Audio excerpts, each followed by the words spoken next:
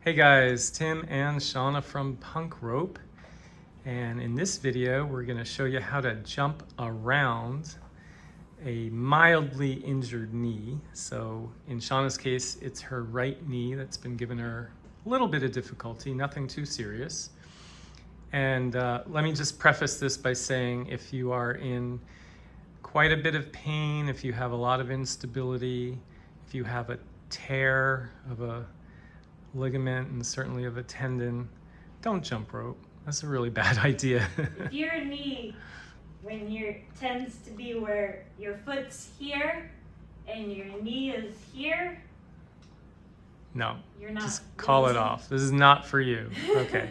But that said, there are a lot of us who have some pain in our knees for a variety of reasons, old injuries, a little bit of arthritis, overuse, etc.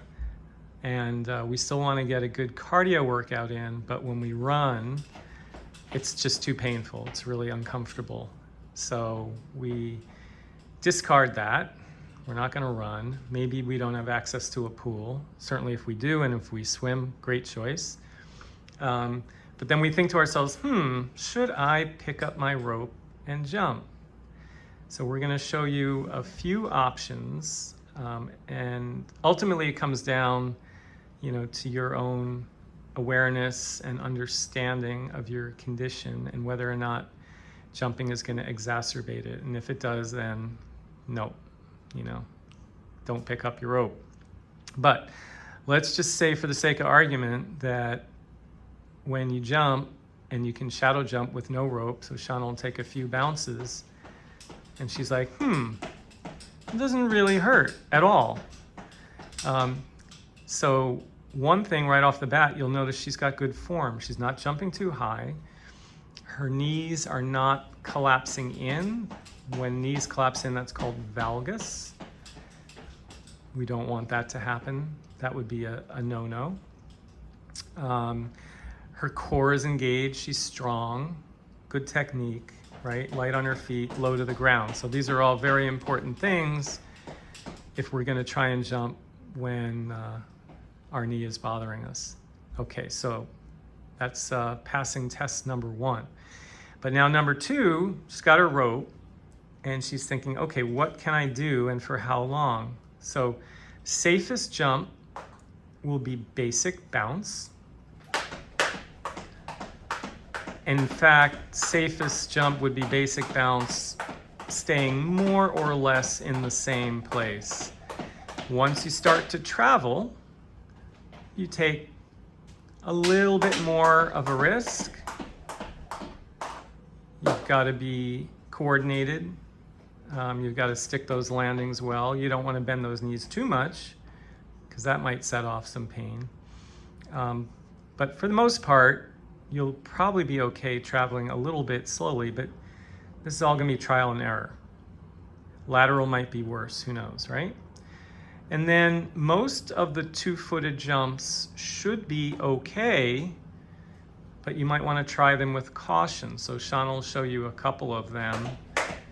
You've got your twister, taking the legs to one side, upper body stays square.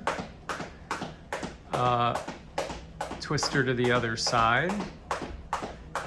The other day, and I do have an injured knee, I was doing bell jumps without really much pain, but that might set off some pain for some of you around the patella. Need a strong core. Very strong core, the yes. bell jump is forward back, right? without the rope first. Yeah, always try any of these steps without the rope first to see how you respond to them. And then volume will be an issue too. You may find you're okay for a minute or 2 minutes. The other day I jumped for about 30, and surprisingly, I did not have pain. I know Shana varies her workouts too. Ski jump, maybe not, right? That's the lateral jump. These are all worth trying, but the ones that we think are probably off limits for sure would be alternating feet, and that's because when you land on the foot of the injured leg, you have to absorb all that impact, and you would have to have such a strong core and incredible form to be able to do that with no pain. I know for me, 1-2 jumps and it's extremely painful, and then you can set off a whole series of cascading effects and a downward spiral. So it also, depending on how you've developed your rope jumping skill, you're more likely to put more impact on the one leg alternating feet, depending on how you do it. right. And like, you know, like if you're very quick, maybe you could still do that. A lot of people aren't, and then they're kind of like, right now I'm doing okay. Yeah. They're like, But for most people, they're coming down. boom.